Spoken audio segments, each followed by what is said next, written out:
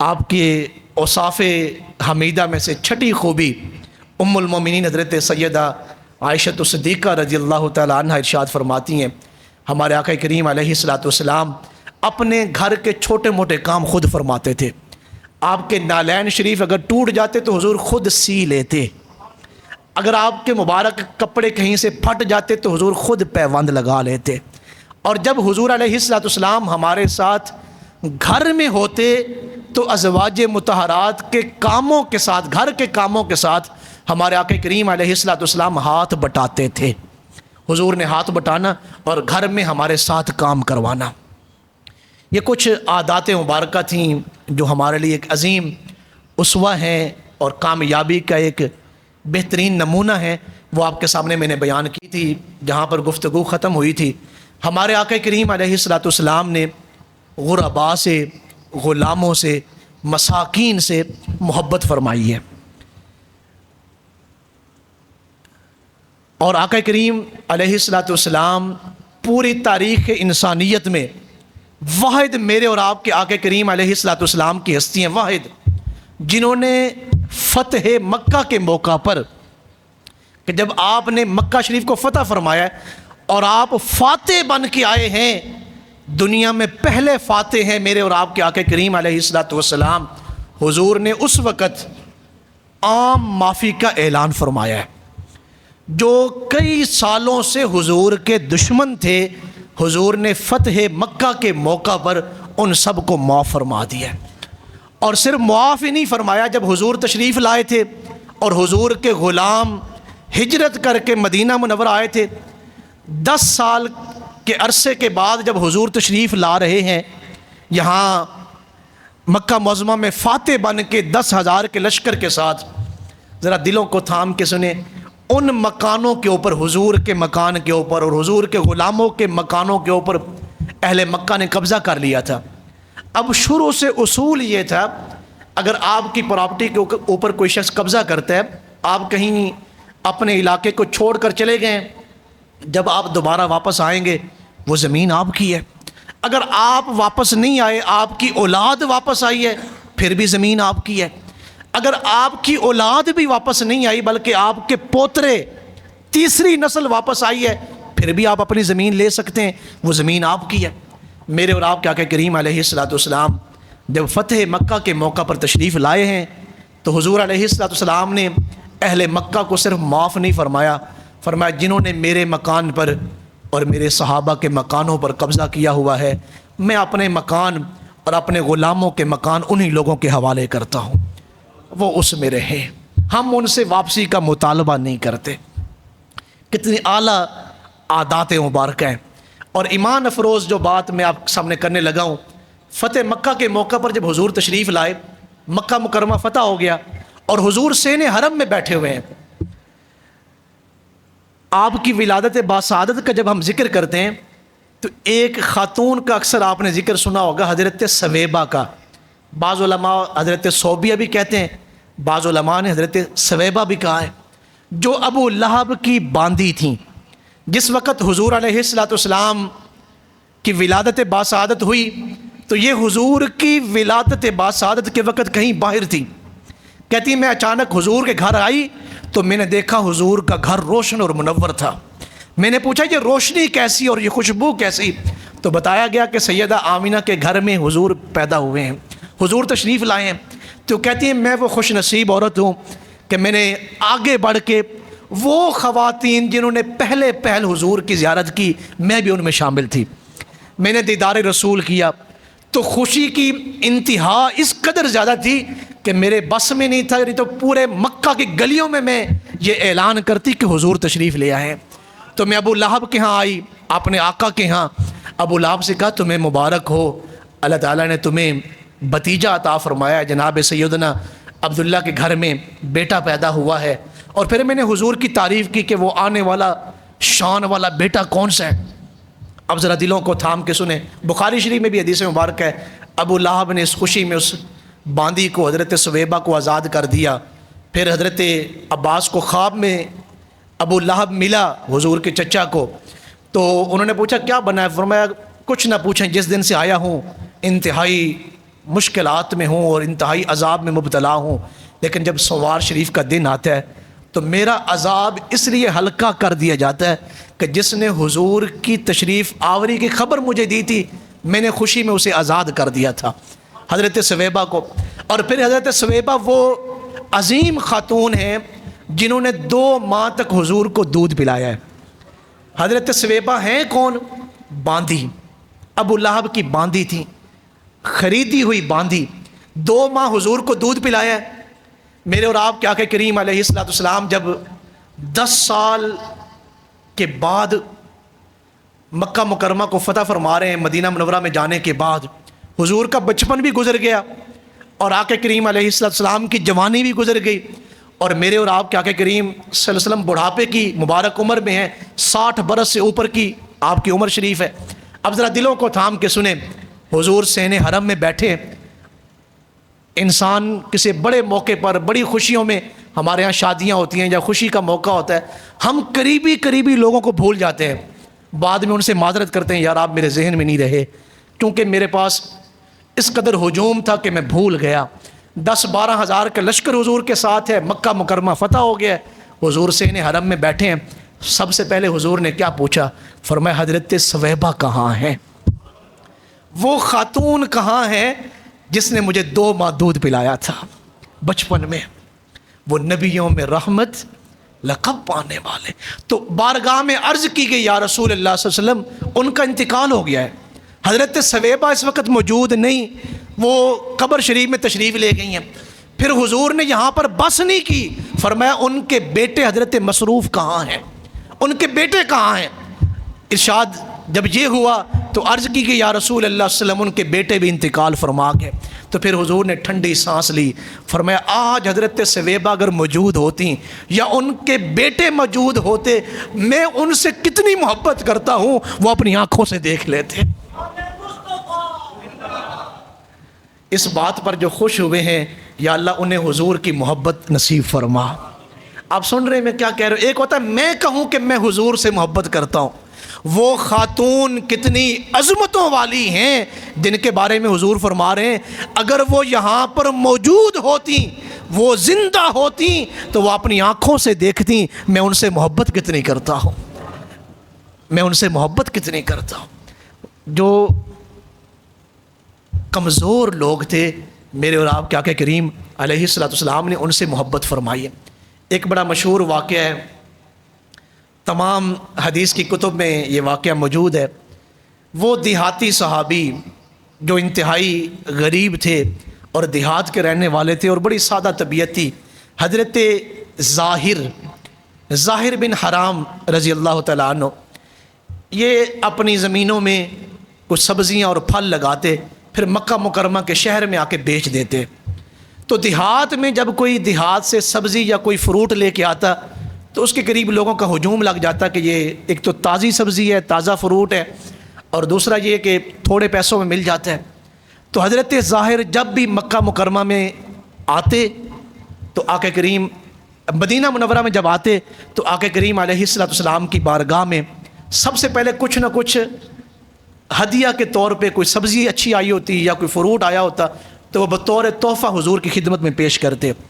پھر جب وہ جانے لگتے اپنا سامان بیچ کے منڈی میں، پھر حضور علیہ السلام کچھ تحائف حضرت ظاہر کو پیش کرتے جو انتہائی غریب تھے۔ اس دوران ایک موقع پر حضور علیہ السلام نے ارشاد فرمایا تھا کہ دنیا میں جو شہری لوگ ہیں ان کا کوئی نہ کوئی دیہاتی دوست ہوتا ہے، اور میرا جو دیہاتی دوست ہے وہ حضرت ظاہر ہیں۔ اس وقت اس صحابی کی کیفیت کیا ہوگی جنہیں حضور تنہا بیان کر رہے ہیں؟ اگر میرا کوئی دیہاتی دوست ہے، میں ان کا شہری دوست ہوں اور یہ میرے دیہاتی دوست ہیں۔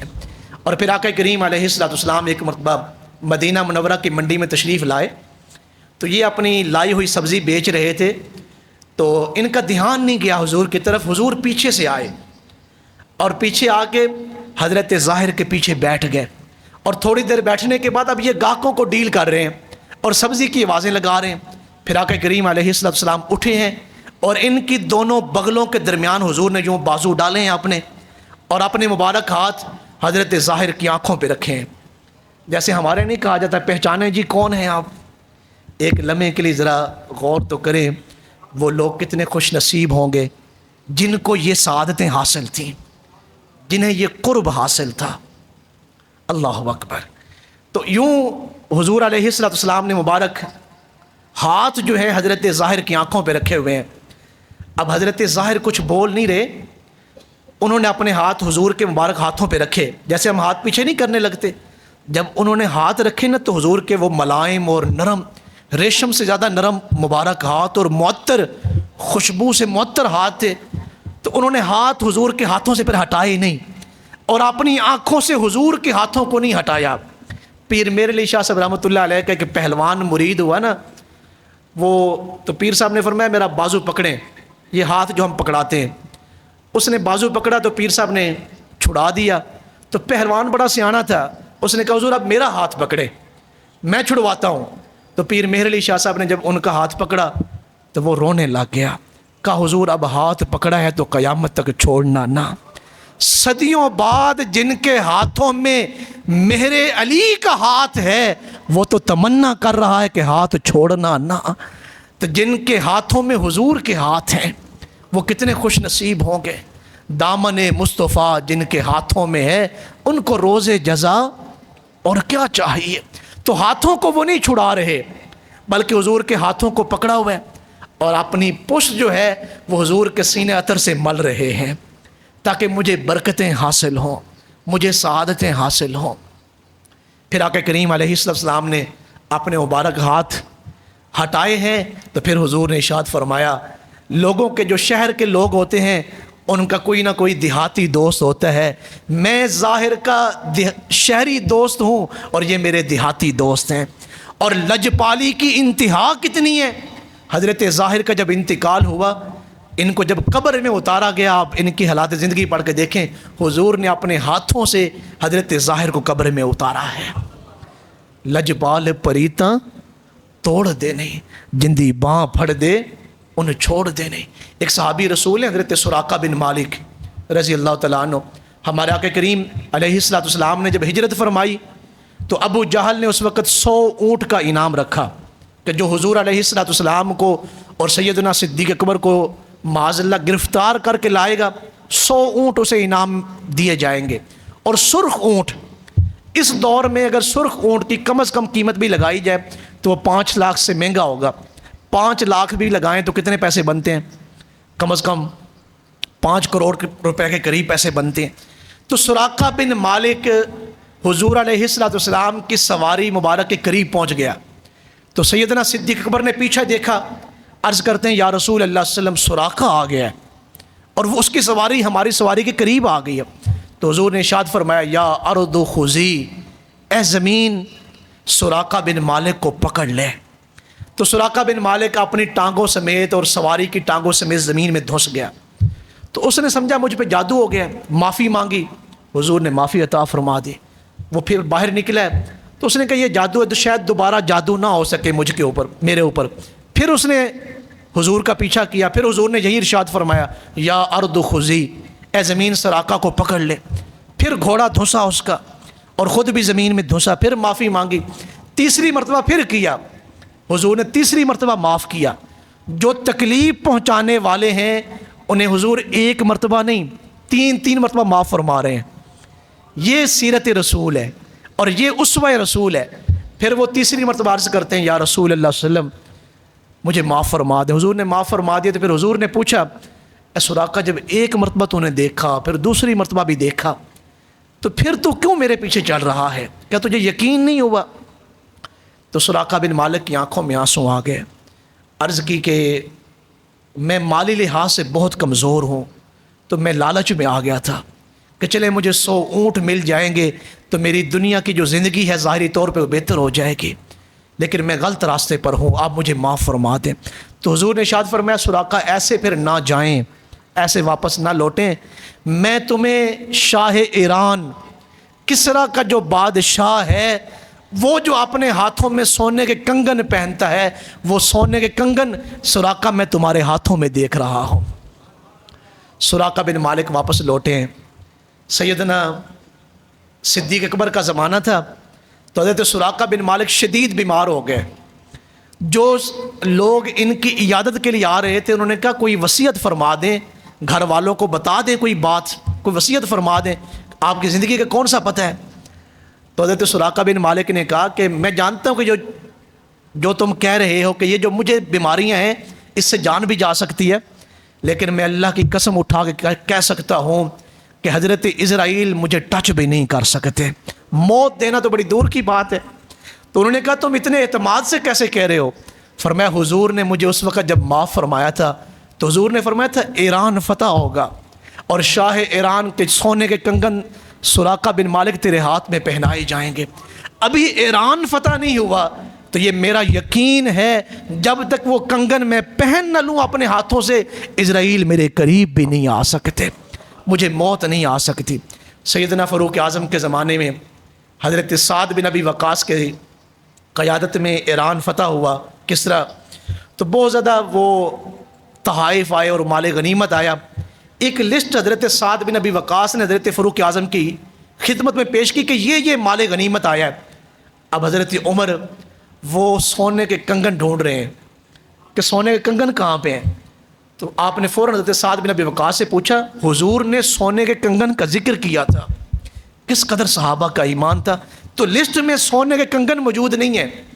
تو حضرت سعد بن ابی وقاص نے فرمایا کہ امیر المومنین سامان میں دیکھتے ہیں شاید مل جائیں، اور لکھنے والے سے غلطی ہوئی ہو کہ اس نے درج نہ کیے ہوں۔ جب سامان دیکھا گیا تو وہ سونے کے کنگن مل گئے، لکھنے والے سے جو ہے وہ غلطی ہوئی کہ اس نے نوٹ نہیں کیے، کیونکہ اس قدر مال غنیمت تھا کہ کچھ چیزیں نوٹ کرنے سے جو ہے وہ رہ گئیں۔ تو حضرت سیدنا فاروق اعظم نے فرمایا سراقہ بن مالک کہاں ہیں؟ سراقہ بن مالک آئے، ان کے ہاتھوں میں وہ کنگن پہنائے گئے، اور کنگن پہنا کے سراقہ بن مالک سے کہا گیا تم یہاں نہیں بیٹھو، اب مدینہ منورہ کی گلیوں میں اعلان کرو کہ حضور نے جس کو نوازا ہے اور حضور نے جس کو جو عطا فرمایا ہے اسے پھر وہ مل کے رہا ہے، پھر اسے کسی چیز کی کمی نہیں رہی۔ تو یہ وہ چند باتیں تھیں، عادات مبارکہ کہ میرے آقا کریم علیہ السلام نے معاف کر دشمنی کرنے والوں کو صرف معاف ہی نہیں کیا بلکہ ان کے اوپر عطائیں فرمائی ہیں، ان کو نوازا ہے اور انہیں معاف فرمایا ہے، پھر انہیں اپنے خاص رحمت سے حصے عطا کیے ہیں۔ تو آئیں زندگی میں کامیابیاں چاہتے ہیں ہم اور اعلیٰ زندگی چاہتے ہیں تو پھر حضور علیہ السلام کے اسوہ پر عمل کریں۔ اللہ تعالی ہمیں عمل کی توفیق نصیب فرمائے۔ وما علیہ الا البلاغ۔